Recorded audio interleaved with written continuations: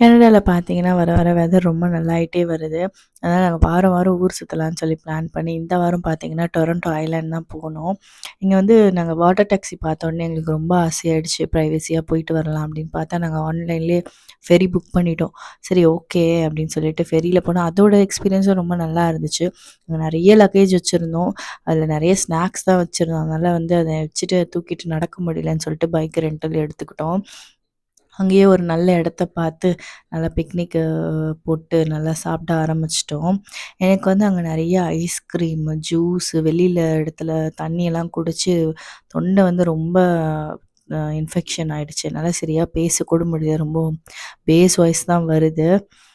இந்த வியூ வந்து வெறும் சென்ட்ரல் ஐலேண்ட்ல மட்டும் தான் நமக்கு கிடைக்கும். அந்த சைட்லேருந்து பார்த்தோன்னா, கொஞ்சம் இந்த மாதிரி டொரன்டோட ஸ்கைலைன் ஃபுல்லாவே தெரியறது கஷ்டம். எங்களுக்கு ரொம்ப நல்லா தெரிஞ்சுச்சு. ரொம்ப பியூட்டிஃபுல்லா இருந்துச்சு.